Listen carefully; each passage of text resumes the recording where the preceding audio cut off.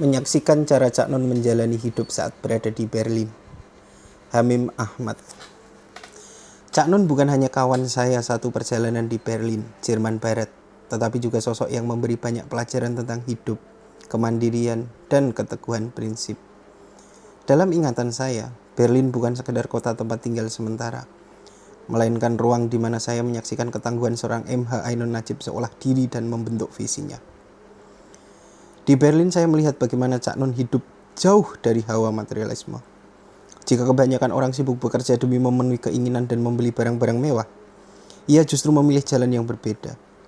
Hidupnya bergantung pada beasiswa, sambil menulis untuk berbagai koran, dan honor yang didapat pun lebih sering dikirim untuk keluarga di Indonesia ketimbang digunakan untuk kepentingan pribadi. Tidak ada keinginan hidup berlebihan. Ia memilih berpuasa dari kenikmatan dunia bukan hanya dalam arti tekstual, tetapi juga secara prinsip hidup. Saya ingat betul, hampir tidak pernah saya melihatnya makan di restoran mahal. 2 kali saja dalam perjalanan kami di Berlin, saya sempat makan bersamanya di luar. Itu pun makan di warung kebab kecil di pinggir jalan. Bukan karena tidak mampu, tetapi karena memang tidak merasa perlu.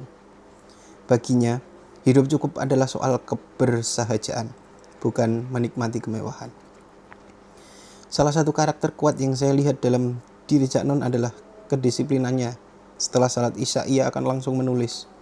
Jika ada gangguan atau kepentingan lain, ia tetap mengalokasikan waktu untuk kembali ke depan mesin tik. Seolah tidak ada hal lain yang lebih penting dari menulis. Ketika kebanyakan orang hidup mengikuti arus, ia memilih untuk menciptakan arusnya sendiri. Jika keluar rumah, selalu ada tujuan. Tidak ada waktu untuk yang terbuang sia-sia. Disiplinnya bukanlah hasil paksaan, melainkan buah dari kesadaran diri yang mendalam. Di Berlin, lingkungan religius sangat minim, dan hampir tidak ada komunitas santri yang bisa menjadi ruang diskusi bagi kami. Namun, itu tidak membuatnya kehilangan arah. Ia tetap teguh dengan nilai-nilainya, menggali ilmu sendiri, berdiskusi secara intens, dan selalu haus akan pemahaman yang lebih dalam. Cak Nun memang punya daya belajar yang luar biasa. Jika kami membicarakan suatu topik hari ini, sebulan kemudian saat kami bertemu lagi, ia sudah memiliki wawasan yang lebih luas dan mendalam tentang topik yang sama. Ia tidak pernah berhenti mencari dan menggali ilmu, tanpa harus melalui jalur akademis yang formal. Inilah yang saya sebut sebagai otodidak sejati. Ia belajar dengan caranya sendiri, dan hasilnya sering kali melampaui orang-orang yang belajar secara formal. Saya sering merasa heran dengan bagaimana ia belajar. Ia tidak butuh kelas formal atau guru untuk memahami sesuatu. Cukup satu percakapan kecil dan sebulan kemudian, ia sudah menguraikan pemikiran panjang dengan sangat sistematis. Apa yang ia pelajari? Dari mana ia mendapatkan semua itu? Saya sendiri tidak tahu. Yang jelas, saya melihat Cak Nun mengembangkan diri dengan caranya sendiri. Saya juga sering memancingnya dengan memutar kaset Qiraah Abdul Basit Abdus Somad atau lagu-lagu Umi Kulsum. Saya ingin tahu bagaimana ia merespon. Dan responnya mengejutkan saya. Ia bisa terhanyut, bahkan sampai delosor mendengarkan bacaan Al-Quran dengan begitu khusyuk. Dari pengalaman itu saya semakin yakin bahwa Cak Nun memiliki kepekaan spiritual yang tinggi. Ia bukan hanya mendengar, tetapi juga menyerap dan mengolah setiap suara, setiap kata menjadi bagian dari perenungannya. Bagi Cak Nun yang lebih penting adalah mencari ilmu, menulis, dan terus berpikir. Salah satu hal yang paling berkesan bagi saya adalah ketika puisi dan pementasan lautan jilbab mulai menggema. Saya melihat bagaimana komitmennya terhadap umat Islam, bagaimana ia menggunakan seni untuk membangun kesadaran dan perubahan sosial. Pementasan itu bukan sekedar pertunjukan, tetapi gerakan yang mendorong perempuan muslimah berani mengenakan jilbab tanpa rasa takut.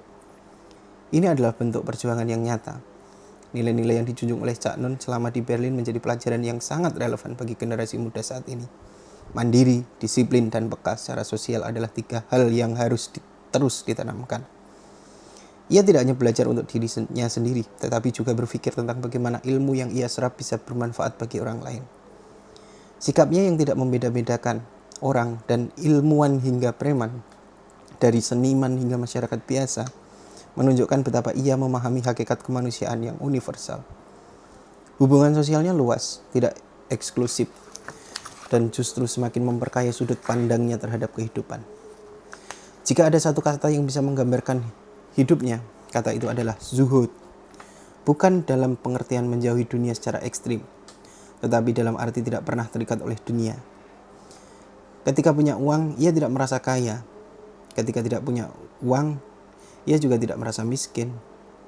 Prinsip ini ia pegang teguh bukan sebagai teori, tetapi sebagai praktik hidup yang nyata.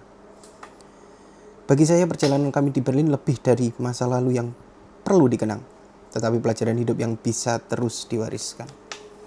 Cak Nun mengajarkan bahwa kebahagiaan sejati bukan terletak pada seberapa banyak yang kita miliki, tetapi seberapa besar kita mampu membebaskan diri dari ketergantungan pada materi. Dan pelajaran inilah yang membuatnya tetap menjadi pribadi yang besar, dimanapun ia berada. Hamim Ahmad, sahabat sekaligus rekan perjalanan Cak Nun saat berada di Berlin, Jerman Barat pada 1984. Kembali dari Jerman, Hamim Ahmad mendirikan teater Burdah dan mengangkat perjalanan spiritual Imam Abu Abdillah Al-Busiri, penulis Qasirah Al-Burdah. Terima kasih.